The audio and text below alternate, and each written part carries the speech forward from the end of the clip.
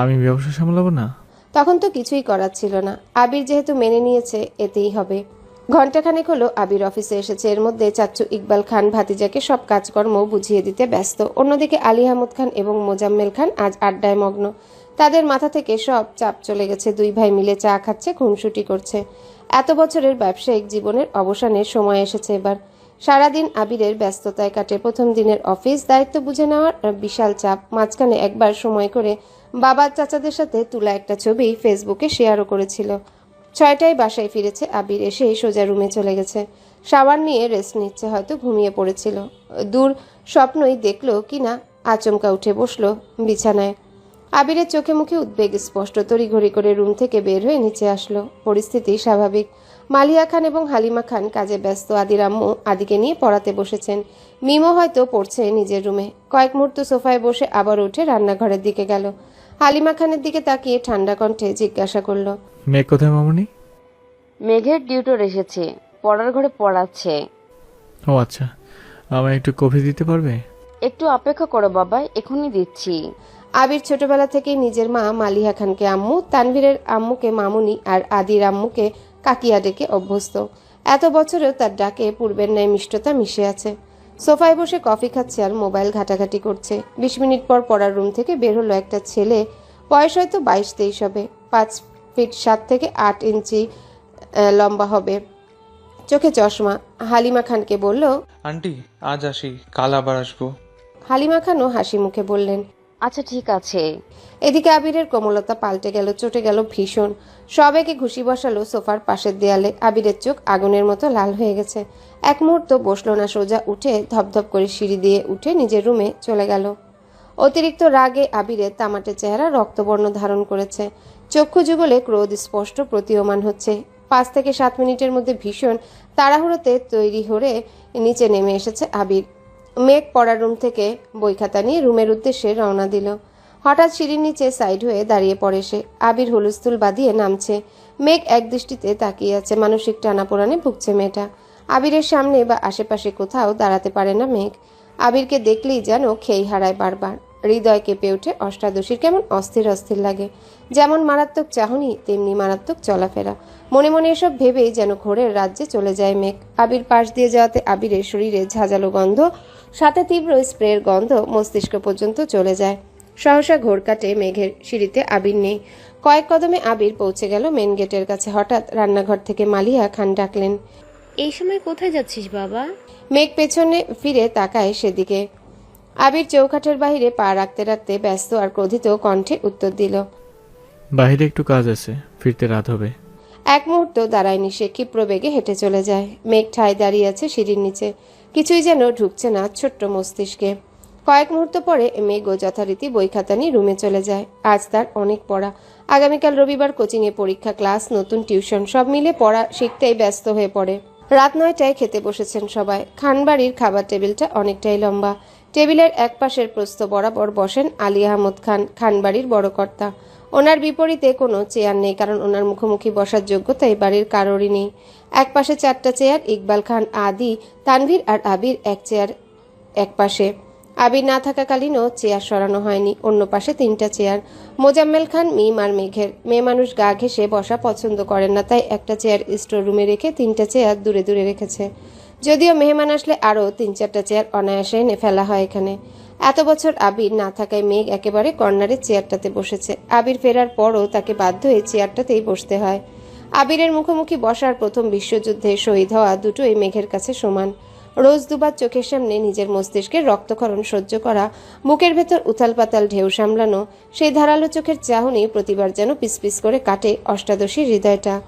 এদিকে বোকা মেঘ এখনো অনুধাবনী করতে পারছে না আবির কি তার শুধুই ক্রাশ, নাকি সে তার প্রেমেও পড়েছে। আচমকা আলী আহমদ খানের রাশভারী কণ্ঠে মেঘের গাঢ় চিন্তার ব্যাঘাত ঘটল। আবির কোথায়? অফিসের কাজ তো সে সন্ধ্যাবেলা শেষ, তাহলে এত রাতে কোথায় সে? মালিয়া খান তটস্থ ভঙ্গিতে বললেন, ও তো সন্ধ্যায় এসেছিল, রেস্ট নিয়ে কফি খেয়ে তারপর বের হলো। ছেলেদের নিষেধ করো রাত বিরাতে ঘোরাঘুরি না করতে। ইকবাল খান সাবলীল ভঙ্গিতে বলে উঠলেন, বড় ভাই, তুমি চিন্তা করো না, ছেলেটা এত বছর পর দেশে ফিরছে, বন্ধুদের তো একটু সময় দিতেই হয়। আলী আহমদ খান চুপচাপ খাওয়া শেষ করলেন। উঠার আগ মুহূর্তে মেঘের দিকে তাকিয়ে বললেন, শাহরিয়ার কেমন পড়িয়েছে মা? মেঘ নরম স্বরে বলল, আলহামদুলিল্লাহ, ভালো পড়িয়েছেন। আর কোনো কথা বললেন না। উঠে বেসিন থেকে হাত ধুয়ে নিজের রুমে চলে গেছে। তার কিছু সময় পর বাকি দু ভাই যে যার রুমে চলে গেল। খাবার টেবিলে বসে বসে খাচ্ছে খানবাড়ির 3 বাদর। মেঘ বড় বাদর, মিম হলো মেজো বাদর, আর হাদি হলো সবচেয়ে ছোট বাদর। 3 জনাই রাজ্যের গল্পে মেতেছে। হালিমা খান এসে ধমক দিলেন, এই মেঘ, তোর কি এখন বাদরামি করার সময়? 2 দিন পর পরীক্ষা শুরু হয়ে যাবে, পড়াশোনা বাদ দিয়ে আড্ডায় মজে থাকিস সব সময়। মেঘের প্রফুল্ল মুখটা তৎক্ষণাৎ মলিন হয়ে গেল। কোনো রকমে খাবার শেষ করে রুমে চলে গেল। পড়াশোনায় মনোযোগ দিল। আবির কত রাতে ফিরেছে সে হদিস কেউ রাখেনি। তানভীর ফিরেছে 11টায়। তখনও হালিমা খান অপেক্ষা করছিলেন। তানভীর মাকে ঘুমিয়ে যেতে বলল। তারপরও হালিমা খান 12টা পর্যন্ত অপেক্ষা করলেন। আবির ফেরেনি, তাই বাধ্য হয়ে ঘুমিয়ে পড়েছেন। আবির ফিরেছে রাত 2টার দিকে। কোনো রকমে ফ্রেশ হয়ে ব্যালকনিতে পাতা চেয়ারে হেলান দিয়ে আকাশের পানে তাকিয়ে আছে। দৃষ্টি নিবদ্ধ দূরে ওই চাঁদে। কিছুক্ষণ পর পর মেঘে ঢেকে যায়, আবারও আলোকিত হয়। আবির কি যেন ভাবে খানিকক্ষণ, তারপর গম্ভীর কণ্ঠে নিজেই নিজেকে শুধালো। তুই কি কোনোদিন শুধরাবি না? কেটে গেল আবিরের নির্ঘুম নিদ্রাহীন রাত। সকাল 8টায় খাবার টেবিলে বসে খাবার খাচ্ছে মিম, মেঘ, আদি, তানভীর আর ইকবাল খান। বড় দুই ভাই ভোর সকালে অফিসের উদ্দেশ্যে রওনা দিয়ে দিয়েছেন। মেঘ মিমের সাথে ফিসফিস করে আড্ডায় ব্যস্ত। তানভীর যেন দেখেও না দেখার মতো করে খাচ্ছে। আগে হলে একটা ধমক দিয়ে বলতো, চুপ থাক। আজ যেন কিছুই করলো না। তাই মেঘ আর মিম আপন মনে গল্প করে করে খাচ্ছে। মেঘের মনোযোগ ভাঙলো কারো চেয়ার টানার শব্দে। মেঘ তৎক্ষণাৎ তাকালো।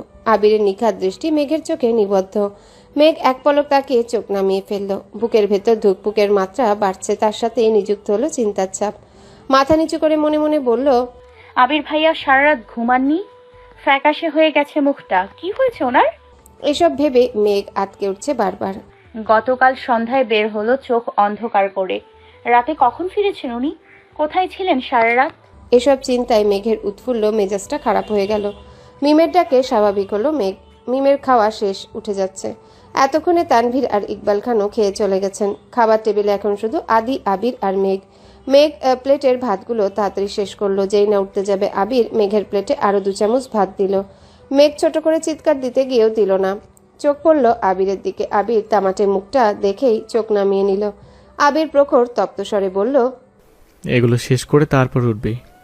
মেঘ কিছু বলতে গিয়েও থেমে গেল। আবির আবারও বলে উঠল, তোর নামে সারাক্ষণ অভিযোগ শুনি, খাস না। এখন চুপচাপ খা। একটা কথা বলবি তো? 1 চামচ ভাত দেবো? মেঘ চিবুক গলায় ঠেকালো। অল্প অল্প করে ভাত খাচ্ছে। হঠাৎ আদি উৎফুল্ল মেজাজে বলল, মেঘাপু, আমার খাওয়া শেষ, তুমি লাস্ট। মেঘের মুখটা আরো ছোট হয়ে গেল। কিছুক্ষণ আগে 3 ভাই বোন মিলে চ্যালেঞ্জ নিয়েছিল যে আগে খেয়ে ফার্স্ট হবে তাকে একটা কিটক্যাট দেওয়া হবে। মেঘই ফার্স্ট হতো, কিন্তু আচমকা আবির বসাতে মেঘের মনোযোগ নষ্ট হয়ে যায়। খাওয়া বন্ধ হয়ে যায়, তাই মিম ফার্স্ট হয়ে গেছে। আদির আগে খাওয়া শেষ করলে তো অন্তত পক্ষে দ্বিতীয় থাকতো। আবিরের উপর কিছুটা ক্ষিপ্ত হলো মেঘ। সঙ্গে সঙ্গে মনোযোগে বিঘ্ন ঘটলো। মনে মনে বলল, আবির ভাইকে কি জিজ্ঞেস করবো কি হয়েছে? ততক্ষণ প্লেটের ভাত জোর করে খেয়ে শেষ করছে। মেঘের জিজ্ঞাসু নেত্রযুগল আবিরের মুখের পানে। মেঘের হাত পা কাঁপছে, গলা শুকিয়ে আসছে। কি জিজ্ঞাসা করতে চেয়েছিল সব এলোমেলো হয়ে গেছে। আবিরকে দেখলে প্রতিবার যেমন বুকের ভেতর কেউ ঢোল বাজিয়ে নৃত্য করে, আজও তার ব্যতিক্রম হলো না। মুখ দিয়ে টু শব্দটা বের করতে পারছে না। গলা শুকিয়ে কাঠ হয়ে গেছে। চোখ নামিয়ে গ্লাস টেনে ঢকঢক করে পুরো গ্লাসের পানিটা শেষ করলো। আবিরের এদিকে কোনো মনোযোগ নেই, সে তার খাওয়াতে মগ্ন। মেঘ বসে থাকতে পারছে না আবিরের সামনে, তাই কোনো রকমে কাপা কাপা পায়ে বেসিনে চলে গেল। আবির চোখ তুলে এক পলক দেখলো প্লেটটা। খাওয়া শেষ, তাই আর কথা বাড়ায়নি। হাত ধুয়ে কোনো রকমে রুমের উদ্দেশ্যে ছুটলো মেঘ। সিঁড়িতে এমনভাবে ছুটেছে যেন থামলেই পায়ের সিঁড়ে গড়িয়ে পড়বে নিচে। 9:30 থেকে 40 বাজে আবির বাসা থেকে বের হচ্ছে। আব্বু আর চাচ্চু সেই সকালে অফিসে চলে গেছেন, তাই আবির একটু পরে গেলেও সমস্যা নেই। আবিরের কিছুটা পিছনে মেঘও বের হলো। আজ রবিবার, কোচিং খোলা। মেন গেটের সামনে গিয়ে থমকে দাঁড়ালো মেঘ। আবির বাইক ঘুরাচ্ছে। মেঘ অপলক দৃষ্টিতে তাকিয়ে আছে সেদিকে। সেদিন প্রথম এখানেই দেখেছিল আবিরকে। সেই থেকে অষ্টাদশীর ছোট্ট পৃথিবীটা এলোমেলো হয়ে গেছে। ধ্যানে জ্ঞানে শুধুই আবির। অষ্টাদশীর খুব ইচ্ছে হচ্ছিল বাইকে করে কোচিংয়ে যেতে। আজ পর্যন্ত মেঘ বাইকে ওঠেনি। শুধু মেঘ কেন, মিম আদি কেউই ওঠেনি। মেঘের খুব ইচ্ছে করে খোলা আকাশের নিচে বাইকে ঘুরবে, প্রকৃতির সৌন্দর্য, বাতাস উপভোগ করবে। মনে মনে ভাবলো, আবির ভাই কি আমায় নিয়ে যাবেন? হঠাৎ আবিরের কণ্ঠ কানে বাজলো। মেঘ, নিজের নামটা আবিরের মুখে শুনে মনের মধ্যে বসন্তের হাওয়া লেগেছে। মনে হচ্ছে তলোয়ার দিয়ে ফালা হয়ে গেছে হৃদয়টা। মনের মধ্যে হাজারো পাখির কলরব, তারা যেন বলে বেড়াচ্ছে, তোর ক্রাশ তোকে ডাকছে। আবিরের গম্ভীর কণ্ঠ ভেসে আসলো আবারও। ডাকছি তো। মেঘ চুপসে গেল, চোখ নামিয়ে কাপা কাপা পায়ে এগিয়ে গেল আবিরের দিকে। মনে মনে ভাবলো, আবির ভাই কি সত্যি আমায় বাইকে করে নিয়ে যাবেন? আবির চোখে মুখে বিরক্তি নিয়ে বলল। তুই চুল খুলে ঘুরছিস কেন? মেঘ যেন আহাম্মক হয়ে রইল। আবির কণ্ঠ দ্বিগুণ ভারী করে বলল, আজকের পর থেকে যেন তোকে বাইরে কোথাও চুল খোলা না দেখি। যদি আর একদিন এভাবে তোকে দেখি তাহলে এমন থাপ্পড় দিব তোর গাল থেকে থাপ্পড়ে তাকে 1 মাসও যাবে না। ছোটবেলার এই মাইটটা আশা করি মনে রাখছিস। এতটুকুন বলেই আবির হেলমেট পরে বাইক স্টার্ট দিয়ে চলে গেল। মেঘের মাথায় আকাশ ভেঙে পড়ল। কয়েক মুহূর্ত নিস্তব্ধ হয়ে রইল। মেঘ নিজের প্রতি নিষ্পৃহায় শ্বাস ফেলল। আবির ফিরে আসার পর থেকে মেঘ উদ্বেলিত, ক্রাশ খাওয়া, প্রেম প্রেম অনুভূতি সবেতে যেন পানি, আরে না বরফ ঢেলে দিয়ে গেল আবির। যেই এই মেঘ আবিরের প্রেমে হাবুডুবু খাবে ভাবছিল, তাকে যেন গভীর খাদে চুবিয়ে মারল। মনে পড়ে গেল ছোটবেলায় আবিরের মারের কালো অধ্যায়। ছোটবেলায় আবিরই মেরেছিল শুধু তাকে। আজ পর্যন্ত মা বাবা, এমনকি তানভীর এত ধমকায়, সেও কোনোদিন মেঘের গায়ে হাত তোলেনি। এত বছর পর আবারও ফিরল। আবিরকে দেখে মেঘ পুরনো সবকিছু ভুলে নতুনভাবে আবিরকে নিয়ে ভাবনা শুরু করেছিল সবেমাত্র। সেই ভাবনায় আগুন জ্বালিয়ে চলে গেল ব্যাপারটা। আহত চোখে তাকিয়ে রইল কতক্ষণ, আচমকা রক্ত জবান নেয়। ঠোঁট দুটো ভেঙে হু হু করে কেঁদে উঠল মেঘ। এই কান্না কতক্ষণ স্থায়ী হলো তা জানা নেই। হঠাৎ বন্যার কলে কিছুটা কেঁপে উঠল মেঘ। ফোন রিসিভ করতে বন্যা বলল, কিরে কই তুই আসবি না? মেঘ কথা না বলেই কেটে দেয় কল। মেঘের গাল চুপচুপে ভিজে আছে। তারপর হাতের উল্টো পিঠ দিয়ে চোখ দুটো মুছে গাড়ির দিকে যায়। বেশ কিছুক্ষণ পর কিছুটা স্বাভাবিক হলো মেঘ। মনে মনে ক্ষুব্ধ হলো, গাড়িতে বসে বসে ফুঁসছে রাগে। এসির মধ্যে বসেও যেন কপালে ঘাম ঝরছে মেয়েটার। রাগে ক্ষোভে ওষ্ঠ উল্টালো, মনে মনে স্থির করলো, সেই ভাবনায় আগুন জ্বালিয়ে চলে গেল বেটায়। আর কখনো আবির ভাইকে নিয়ে ভাববো না। আবির ভাই সত্যি হিটলার, তা না হলে আমার মতো নিষ্পাপ মেয়েটাকে শুধু শুধু মারার চিন্তা করতে পারে? আমি ওনার কোন পাকা ধানে মই দিয়েছি? অভিমানী কণ্ঠে মনে মনে ভাবলো মেঘ। এসব ভাবতে ভাবতে কোচিংয়ে পৌঁছে গেল। ক্লাস শুরু হয়ে গেছে 10 মিনিট আগে। বন্যা জায়গা রেখেছিল, তাই বন্যার পাশেই বসলো। একটা ক্লাস শেষ হওয়ার পর আরেকটা ক্লাসের স্যার আসতেই বন্যা মেঘকে ফিসফিস করে বলল, কিরে আসতে এত দেরি হলো কেন? আর তুই না আমাকে তোর ক্রাশ বয় আমির ভাইয়ের ছবি দেখাবি বলেছিলি, কই দেখা? মেঘ করুণ দৃষ্টিতে তাকালো বন্যার দিকে, তারপর গম্ভীর কণ্ঠে উত্তর দিল, প্রথমত ওনার জন্য আমার আসতে দেরি হয়েছে। দ্বিতীয়ত ক্রাশ শব্দটা মনের মধ্যে চাপা পড়ে মরে গেছে। শুধু শুধু আমার জীবন থেকে 3টা দিন নষ্ট করলাম। এখন থেকে আমি শুধু পড়াশোনা করব, অন্য কিছু ভাববো না। মেঘের কথাগুলো বন্যা মনোযোগ দিয়ে শুনলো। তারপর সশব্দে হেসে উঠল বন্যা। মেঘ তীক্ষ্ণ দৃষ্টিতে তাকিয়ে আছে বন্যার দিকে। বন্যা আবারও আস্তে আস্তে ধীর কণ্ঠে বলল, আমি সেদিনই বলেছিলাম এসব ক্রাশ ট্রাশ কিচ্ছু না, পড়াশোনায় মনোযোগ দে। ঠিক হলো তো এবার আমার কথাটা? এর মধ্যে স্যার ক্লাসে আসছেন। দুজনেই ক্লাসে মনোযোগ দিল। মেঘ বাসায় ফিরে চুপচাপ নিজের রুমে চলে গেল। মনটা তার ভীষণ খারাপ। ফ্রেশ হয়ে নিচে এসে খাবার খেয়ে কোনো দিকে না থেকে নিজের রুমে গিয়ে পড়তে বসেছে। সন্ধ্যার পর টিউটর আসবে, পড়া মুখস্থ করতে হবে। সকালের শাসন ভুলার চেষ্টায় মগ্ন মেয়েটা। প্রতিদিন সন্ধ্যার দিকে নিচে আসে মেঘ। ছোট ভাই বোনের সাথে আড্ডার খেলায় মগ্ন হয়, কিন্তু আজ তার ব্যতিক্রম হলো। দুপুরের পর থেকে একবারের জন্য নিচে নামলো না মেঘ। মিম আর আদি কয়েকবার ডাকতেও গিয়েছিল, দরজা লাগিয়ে পড়ছে মেঘ, আসবে না বলেছে। সন্ধ্যার পর পর বাড়িতে ফেরে আবির। চোখে মুখে উজ্জ্বলতা ফুটে উঠেছে। চোখ পড়ে রান্নাঘরে মা কাকিয়াদের দিকে। কাকিয়াকে ডেকে উৎফুল্ল কণ্ঠে বলল, কাকিরা চিকেন পাকোড়া বানাবি প্লিজ। মা কাকিয়া তিনজনে যেন অবাক চোখে তাকিয়ে আছে আবিরের দিকে। ছেলেটা মুখ ফুটে কিছুই চায় না, কখনো খাওয়া নিয়েও কখনো নাক সিটকায় না। পছন্দের খাবারের নামও জানে না কেউ। আজ হঠাৎই নিজে থেকে কিছু একটা খেতে চেয়েছে। কাকিয়া হাসি মুখে বলল, তুমি ফ্রেশ হয়ে আসো, আমি রেডি করছি। আবির স্বাভাবিকভাবে রুমের দিকে চলে গেল। করিডোরে যাওয়ার পথে কানে আসলো মেঘের পড়ার শব্দ। অনর্গল পড়ছে মেয়েটা, শ্বাসও নিচ্ছে না মনে হচ্ছে। আবির ঠোঁট বাঁকিয়ে কিছুটা হাসলো, তারপর সবেগে রুমে চলে গেল। আবির বেশ সময় নিয়ে শাওয়ার নিল, 10 মিনিট রেস্টও নিল। তারপর কালো টি শার্ট আর ট্রাউজার পরে রুম থেকে বের হয়। একটু সামনে আসতেই চোখ পড়ল মেঘের রুমে দরজা খোলা, মেঘ নেই। আবির নিজের মতো এসে সোফায় বসলো। ভাইকে দেখে মিম আর আদি আগেই ছুটে পালালো, না হয় এসেই বলবে। আবিরকে মালিহা খান কফি দিলেন। আবির কফি খেতে খেতে তানভীরকে কল দিল। কই তুই? আমি তো পার্টি অফিসে ভাইয়া, কোনো দরকার? কাজ না থাকলে তাড়াতাড়ি বাসায় আয়।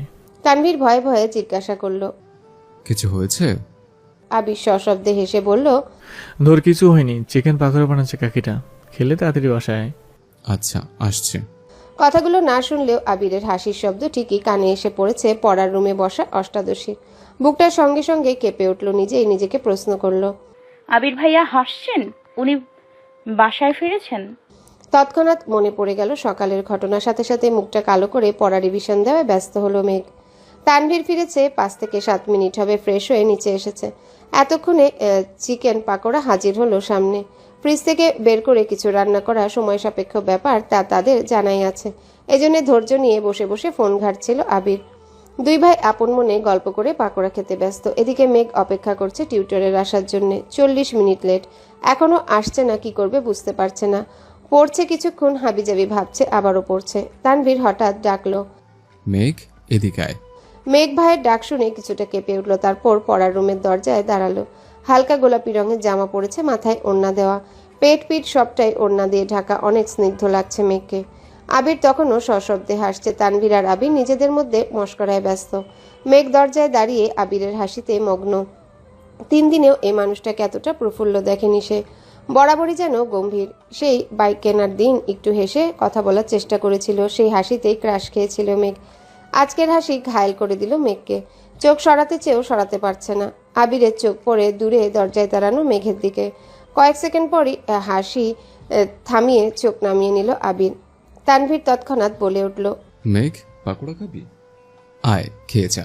মেঘ যেন বড়সড় টাসকি খেলো। ভাইয়া তাকে খাবার খেতে ডাকছে, এতগুলো বছরে এরকম ঘটনা তার সাথে কখনো ঘটেনি। তানভীর আবারও ডাকলো, আয়, খেয়ে যা, পরে পড়তে বসবি না। মেঘ দুপা এগুলো কি যেন ভেবে ঠায় দাঁড়িয়ে পড়ল। কিছুটা অভিমানী কণ্ঠে উত্তর দিল, তোমরা খাও, আমি খাবো না। আবারও পড়ার রুমে চলে গেল মেঘ। তানভীর আর আবিরও আর বেশি কথা বলল না। খাওয়া শেষ করে আবির নিজের রুমে গেল। তানভীর পুনরায় পার্টি অফিসে ছুটল, মিটিং আছে তার। ভাই ডেকেছে বিধায় মিটিং রেখে ছুটে এসেছিল সে। মেঘ টিউটরের জন্য অপেক্ষা করলো আরও 30 মিনিট। পড়তে পড়তে খিদা পেয়েছে তার। মাত্র খাবার খেয়েছে, 8টাও বাজেনি, মেঘ খেতে বসেছে। বারবার তাকাচ্ছে দরজার দিকে, টিউটর আসলে পড়তে বসতে হবে। খাওয়া শেষ হলো কিন্তু টিউটর আসলো না। তাই মেঘ বই খাতা নিয়ে উপরে যাচ্ছে আর আম্মুকে বলে গেল টিউটর আসলে ডেকে দিতে। রাত 9টায় খেতে বসলেন সবাই। তানভীরও মিটিং শেষ করে বাসায় এসেছে। খাবার টেবিলে সবাই থাকলেও মেঘের কোনো হদিস নেই। তানভীর কাকিয়াকে জিজ্ঞাসা করলো, মেঘ খাবে না? কাকিয়া স্বাভাবিকভাবেই উত্তর দিল, ও তো সন্ধ্যাবেলায় খেয়ে উপরে চলে গেছে, বলল খিদে পেয়েছে। তেমন কথা নেই কারো মুখে। আবির কোনো রকমে অল্প খেয়ে রুমে চলে গেল। গতরাতে ঘুমায়নি ছেলেটা, সারাদিনের ক্লান্তিতে ঘুম পাচ্ছে খুব, তাই রুমে গিয়ে শুয়ে পড়েছে। এদিকে মেঘ পড়ছে আর ক্ষণে ক্ষণে ঠোঁট উল্টে কান্না করছে। আবারও নিজেকে সান্ত্বনা দিচ্ছে, যেভাবেই হোক চান্স পেতে হবে। অভিমানী স্বরে বলছে, দূরের ভার্সিটি হলে ভালোই হবে, এই বাড়ি থেকে চলে যাব অনেক দূরে। ভাইয়া, আবির ভাই আমায় পাবেই না, বকবে কিভাবে আর মারবে কিভাবে? তৎক্ষণাৎ মায়ের কথা ভেবে কান্না করে দেয়। মাকে ছাড়া থাকবে কিভাবে সে? মনের ওপর কারোর হাত নেই, মনকে আমি যা বোঝাবো আমার মন তাই বুঝবে। এই স্লোগান দিতে দিতে নিজেকে শক্ত করল মেঘ। আজকে সে ফজরের আজানের সময় উঠেছে, রাতে অ্যালার্ম দিয়ে ঘুমিয়েছিল। দিন যত যাচ্ছে পরীক্ষা তত কাছে আসছে, যেভাবেই হোক চান্স পেতে হবে। প্রথম টার্গেট মেডিকেল, দ্বিতীয় ঢাকা বিশ্ববিদ্যালয়। এজন্যে সবই পড়তে হচ্ছে তাকে। নামাজ পড়ে পড়তে বসেছে মেঘ। 7টা থেকে 7:30 পর্যন্ত পড়াশোনা করেছে। সকালে খালি পেটে বেশিক্ষণ থাকা কষ্টকর, তাছাড়া পড়াশোনা করলে আরও বেশি ক্ষুধা পায়। গতকাল সন্ধ্যায় খেয়েছিল, সারা রাত কিছু খায়নি। ক্ষুধায় চোচো করছে পেট। দৌড়ে নিচে গেল মেঘ।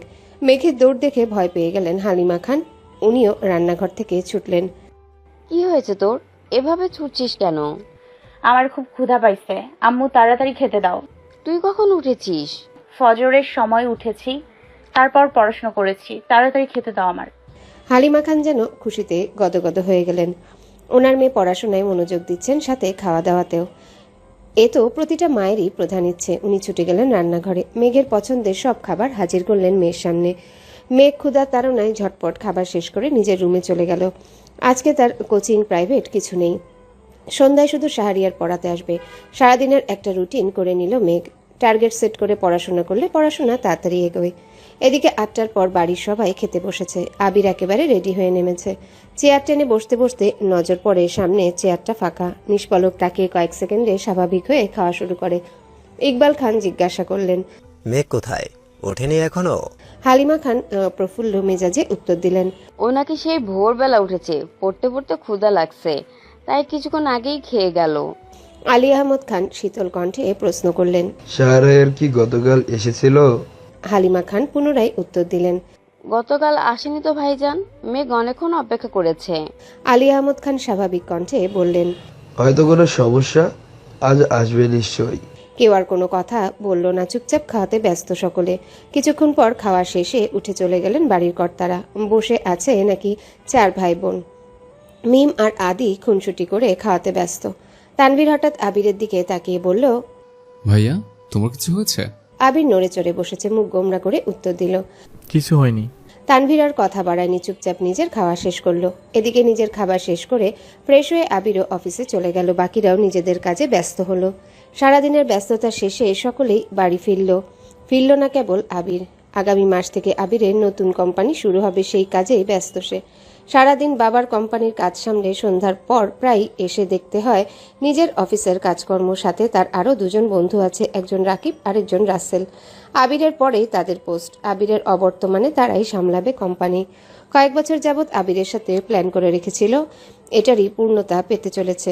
এদিকে গতকালের ন্যায় আজও পড়ার রুমে অপেক্ষা করছে মেঘ, কিন্তু শাহরিয়ার আসার কোনো খবর নাই। এই পৃথিবীতে কারোর জন্য অপেক্ষা করা হলো সবচেয়ে কষ্টের কাজ, এটা মেঘের অভিমত। তাই রাগে ফুঁসতে ফুঁসতে বড় আব্বুর কাছে দাঁড়ালো। আলী আহমদ খান সোফায় বসে কফি খেতে খেতে টিভি দেখছিলেন। মেঘ জিজ্ঞাসু চোখে তাকালো বড় আব্বুর দিকে, তারপর আস্তে করে বললেন, ভাইয়া কি পড়তে আসবেন না? আলী আহমদ খানের মনোযোগ সরল টিভির দিক থেকে। এক পলক তাকালো মেঘের দিকে, তারপর পকেট থেকে ফোন বের করে ডায়াল করলেন শাহরিয়ারের নাম্বারে। প্রথমবার রিসিভ হলো না, দ্বিতীয়বার রিসিভ হলো। তুমি আসছো না কেন, পড়াবে না? শাহরিয়ার শীতল কণ্ঠে উত্তর দিল। আঙ্কেল, আমার জন্য বাসাটা দূর হয়ে যায়, সময় মেনটেন করাটাও একটু সমস্যা, তাই আমি আর আসতে পারবো না, সরি। তাহলে তুমি এই কথাটা প্রথম দিনই জানতে পারতে। শাহরিয়ার গম্ভীর কণ্ঠে উত্তর দিল। একটু অসুস্থ ছিলাম, হাসপাতাল থেকে আজই ফিরেছি, আপনাকে সময় করে ফোন দিতাম আমি। কি হয়েছে তোমার? তেমন কিছুটা, হালকা ব্যথা পেয়েছি, দোয়া করবেন আঙ্কেল। আল্লাহ হাফেজ। আলী আহমদ খান মেঘকে জানালেন। পড়াবে না? মেঘ কি বলবে বুঝে উঠতে পারল না, ঠায় দাঁড়িয়ে রইল সোফার পাশে। তখনই সিঁড়ি দিয়ে নামছিল তানভীর। মেঘের কাছে দাঁড়িয়ে প্রশ্ন করল। এখানে দাঁড়িয়েছিস কেন? মেঘ মাথা নিচু করল, পাতলা অধর নেড়েচেড়ে বলে, শাহরিয়ার ভাইয়া পড়াবেন না আমায়। তাতে মন খারাপ করার কি আছে? মানসিক সমস্যা থাকতেই পারে। মেঘ চোখ তুলে তাকালো ভাইয়ের পানে। তানভীর বড় আব্বুর দিকে তাকিয়ে পুনরায় বলল, আমরা একজন পরিচিত আবু আছেন, উনিও ভালো পড়ান, আপনি অনুমতি দিলে আমি কি কথা বলে দেখব? আলী আহমদ খান তানভীরের দিকে তীক্ষ্ণ দৃষ্টিতে তাকালেন। হয়তো মনে মনে ভাবলেন, যেই ছেলে জীবনে পড়াশোনা করে না, সেই ছেলে আবার বোনের জন্য টিউটর খুঁজছে।